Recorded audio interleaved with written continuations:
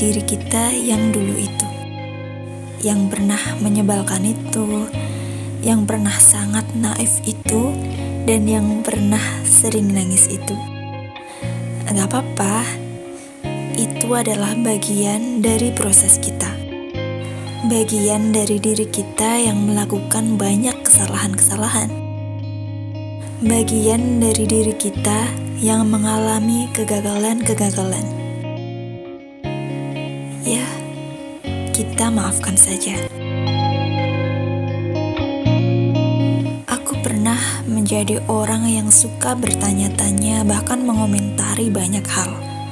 Seperti misalnya tentang mengapa seorang teman gak ingin pergi main denganku, mengapa dia melakukan ini atau melakukan itu, mengapa seseorang menjauh dariku, atau bahkan sesepele mengapa dia gak balas chat atau gak ngucapin selamat di hari ulang tahunku. Yap, aku dulu selalu mempertanyakan hal-hal semacam itu. Emang sih gak ada salahnya juga untuk mempertanyakan hal semacam itu, karena siapa tahu emang ada baiknya kita tahu alasan dibalik perlakuan itu. Tetapi juga ternyata seiring kita bertambah dewasa, aku merasa akan lebih baik juga untuk aku nggak mengetahui hal-hal dibaliknya. Kenapa? Karena alasan-alasan itu mungkin ternyata sangat personal dan aku nggak perlu untuk menanyakannya. Aku nggak patut untuk menanyakannya, apalagi mengetahuinya. Misalnya sesepele teman yang tiba-tiba selalu nggak mau diajak main keluar. Dulu pas masa-masa sekolah atau kuliah, mungkin kita atau aku berpikir dia mungkin perasaannya lagi gak oke, atau kalau mau berpikir negatif, dia mungkin emang udah gak pengen berteman sama kita. Tapi setelah lulus kuliah dan banyak bersosial di masyarakat umum, alasan-alasan dibalik tindakan seseorang gak sesepele itu. Seseorang yang gak mau kita ajak main keluar, bisa jadi ini mungkin bukan cuma masalah perasaan, tapi bahkan mungkin masalah finansial atau juga lain-lain yang gak kita bayangkan. Dan permasalahan-permasalahan yang dihadapi gak bisa diceritain gitu aja ke kita, sehingga kita jadinya gak tahu alasan pasti tentang kenapa dia seolah-olah menjauh. Padahal dia mungkin juga tetap ingin menjaga pertemanan dengan kita. Tapi karena sederet masalah itu, dia jadinya terpaksa menjaga jarak dengan kita. Dan kita dengan bodohnya berpikiran buruk tentang sikap dia yang tiba-tiba berubah. Dan akhirnya sampailah suatu masa di mana kita yang mengalami fase seperti dia. Kita tiba-tiba dihadapkan dengan masalah yang hampir serupa. Kita tiba-tiba dihadapkan dengan situasi yang membelenggu dan terpaksa menjauh dari orang-orang, termasuk teman-teman kita. Kita ternyata akhirnya gak bisa selalu ngasih kado ulang tahun ke seseorang. Kita akhirnya gak bisa selalu hangout sama teman-teman.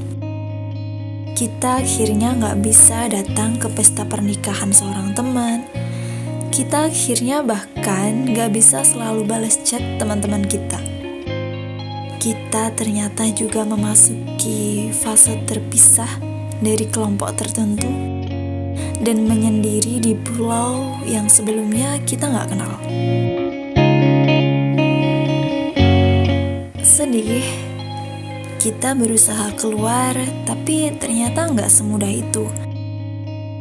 Kita berusaha mati-matian untuk tetap bisa menjadi diri kita semula, tapi tetap gak semudah itu juga.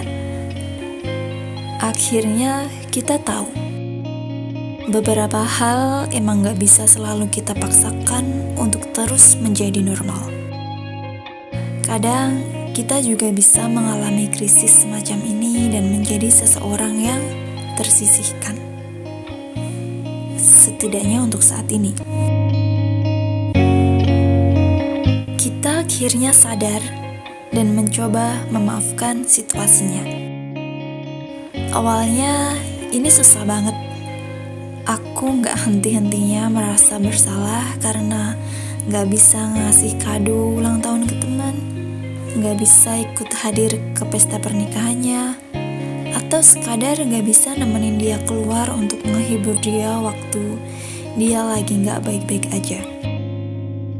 Aku mengutuk diriku sendiri karena menjadi teman yang buruk, dan biar gimana pun aku udah seperti mencampakkan orang-orang di hidupku. Aku seperti membuat pagar pembatas yang terlalu tinggi untuk mereka, sedangkan aku sendiri sebenarnya juga gak bermaksud begitu. Aku benar-benar merasa sangat kacau.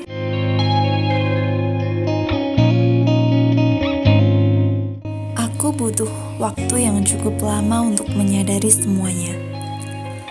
Menyadari semua situasi ini, dan sampai pada akhirnya aku pun memaafkan diriku sendiri. Bukan hanya sebab aku yang menjauh, tapi juga sebab aku yang udah mempertanyakan tindakan-tindakan teman-temanku yang dulu kukira mencoba menjauh dariku. Tak taunya permasalahan hidup emang sebanyak ini. Dan kita, ironinya, gak pernah bisa menceritakan itu semua ke orang lain, termasuk teman-teman kita sendiri.